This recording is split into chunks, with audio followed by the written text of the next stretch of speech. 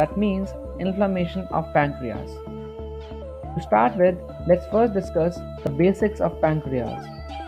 It is located in the abdominal cavity behind the stomach.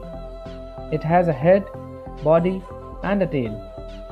It is an endocrine gland producing several important hormones including insulin, glucagon, somatostatin. And you can see a pancreatic duct running throughout the body and finally opening up into the duodenum. This pancreatic duct has pancreatic juice rich in bicarbonates, which neutralize acidity of the contents moving in from the stomach, as well as also has digestive enzymes that assist digestion and absorption of nutrients in the small intestine. Now we need to know the causes of acute pancreatitis. If you smash pancreas or any other organ very hard, what will happen? Obviously, it will get inflamed. So remember, the inflammation of pancreas by a mnemonic get smashed, where G for gallstones. This is the leading cause of acute pancreatitis. This happens because any stone less than 5 mm in the gallbladder can travel down the biliary duct and can obstruct the pancreatic duct, causing obstruction to pancreatic secretion, which leads to inflammation of pancreas. E for ethanol, that means alcohol. It is the second leading cause of acute pancreatitis. T for trauma, especially blunt abdominal trauma. S in SMASH stands for steroids, M for mumps, A for autoimmune diseases, S for scorpion stings, H for hypercalcemia and hypertriglyceridemia. E for ERCP, that means endoscopic retrograde cholangiopancreatography. E for drugs. There are various drugs which can be responsible for acute pancreatitis. You can remember drugs by mnemonic 2, 3, 4, 5, 6. 2 for didanosine.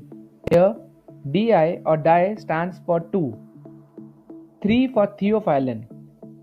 Remember this as theophylline. 4 for tetracycline. 5 for pentamidine. And 6 for Lasix, as it has 6 in it, which is basically a furosemide. Coming on to symptoms. Patient of pancreatitis presents with abdominal pain. The pain, which is steady and boring in character, is located in epigastrium and periumbilical region and often radiates to the back as well as to chest, flanks and lower abdomen. The pain is frequently more intense when the patient is supine, and patients may obtain some relief by sitting with the trunk flexed and knees drawn up. Other symptoms are nausea, vomiting, and abdominal distension due to gastric and intestinal hypomotility. Signs. First of all, you have to see the look of the patient. Usually they are distressed and anxious, and there can be fever, tachycardia, and hypotension. There are two unique signs of pancreatitis. In the pic on the left side, you can see bluish discoloration around the umbilicus. This is called as Cullen's sign, which occurs as a result of hemoperitoneum. You can remember the shape of umbilicus with the shape of C. In the adjacent pic, you can appreciate discoloration of flanks, which is called as Gray Turner sign, which occurs due to tissue catabolism of hemoglobin. As this turner has turn in its name, so just remember that we take the turns on our sides or flanks while lying down. So discoloration occurs on flanks in Gray Turner sign. Next is diagnosis. Whenever you have to make a diagnosis, first see the patient clinically. That means the signs and symptoms the patient has presented with. Second is investigation. Serum amylase and lipase levels. Values threefold or more above normal virtually clinch the diagnosis. However, there appears to be no definite correlation between the severity of pancreatitis and degree of serum lipase and amylase elevations. Out of these two, serum lipase levels are more specific for acute pancreatitis. Next is abdominal ultrasonography, which is performed bedside. You can see bulky pancreas on USG, and it should be done for assessment of cholelithiasis, that is gallstones, or choledocholithiasis, that is stones in bile duct. The best modality is CECT, that is contrast enhanced CT, for evaluating pancreatic inflammation or necrosis or peripancreatic fluid collections. CECT done at initial presentation may underestimate disease severity, as it takes up to 72 hours for necrosis to develop. Therefore, CECT should be delayed unless there is a concern for other complications or if diagnosis is in doubt. Now, prediction of severity. This is done by various gradings and scoring systems. They have been developed to risk stratify pancreatitis patients. First is by Ranson score. It is scored as on admission and within 48 hours. Just remember Ranson as ransom call. In this pic, see the guy who is tied up. He looks anxious or terrified with an abdominal distension. Think as if he has pancreatitis. Now this ransom call which is being made is a legal issue. So remember by a mnemonic legal, where L stands for leukocyte more than 16,000 per millimeter cube. E for enzyme, which is AST more than 250 international units per liter. Remember T as 2 and S appears as 5, so 250. G for glucose more than 200 mg per deciliter. A for age more than 55 years. And L for LDH more than 350 international units per liter. Now as this was ransom call, now you have to call police, or you can say George Bush, within 48 hours. So remember this by a mnemonic, call police or Bush. With call stands for calcium less than 8 milliequivalents per liter, PaO2 less than 60 millimeters of mercury. B stands for base deficit more than 4 milliequivalents per liter. U stands for BUN more than 5 mg per deciliter. S for fluid sequestration more than 6 liters. And H for hematocrit decrease more than 10%. Now the second score to know severity is Glasgow or Imrie score. It is to be remembered by a mnemonic pancreas itself. P for PaO2 less than 8 kilopascals.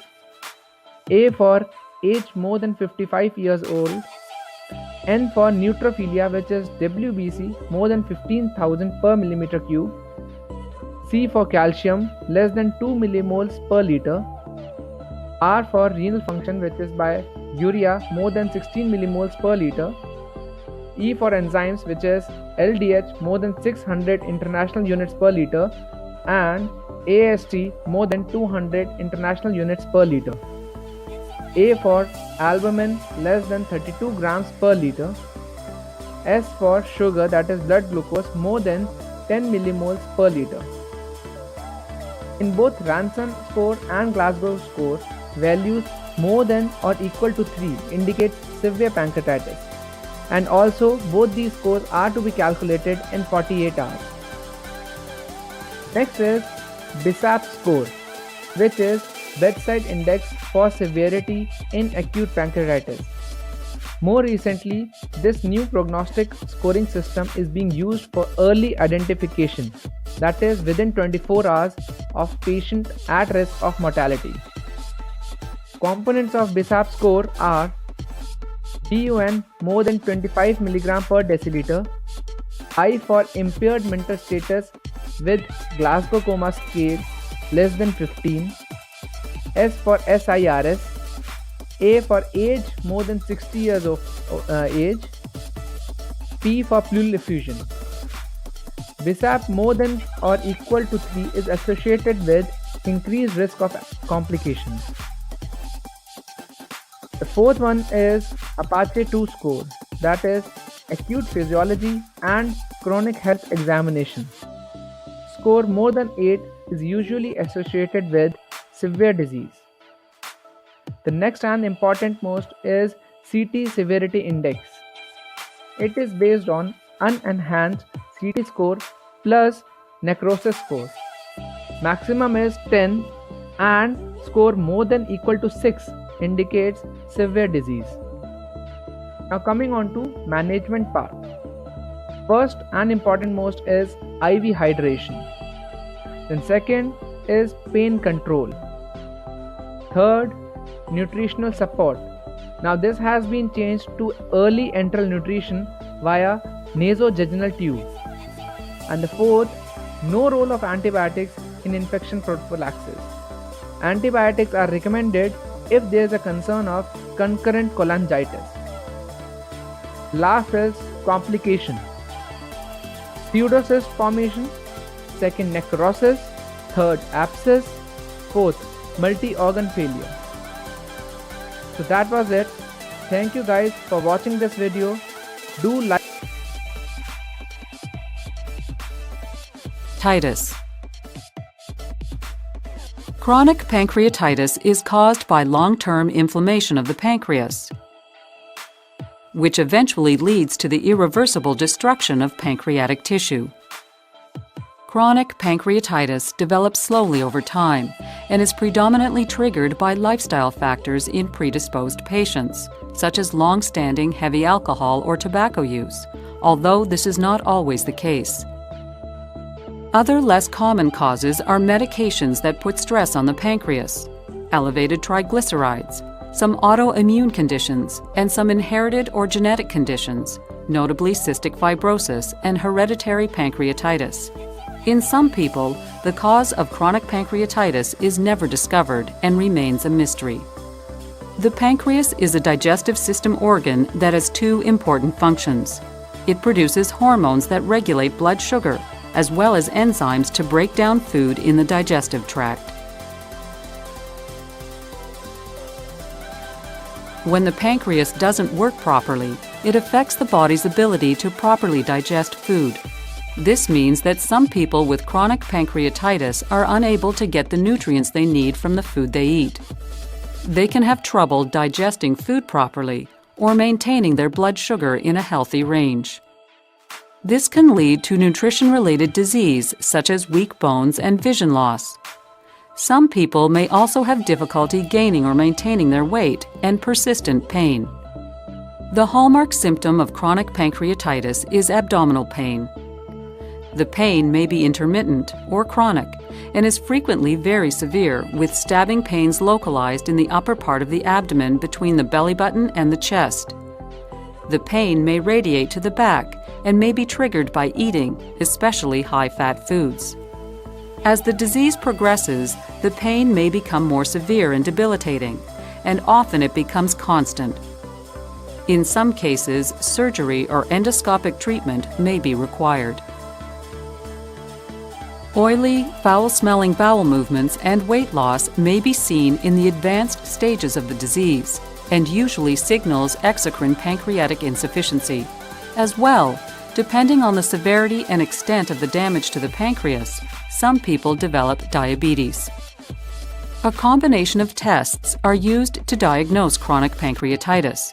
In some people, diagnosis is challenging due to the course of the disease. However, in others, it is relatively straightforward. A CT scan of the abdomen is the most commonly used test. An MRI or endoscopic ultrasound may also be used to confirm the diagnosis.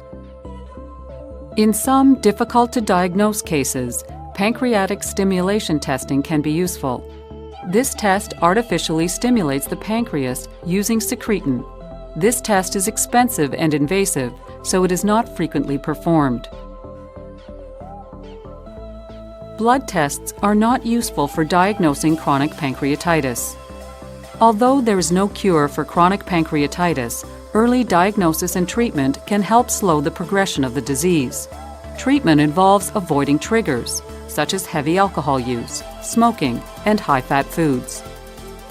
Other treatment interventions involve pain management, medication such as pancreas enzyme replacement therapy, PERT, and supporting a healthy diet with multivitamin and mineral supplements.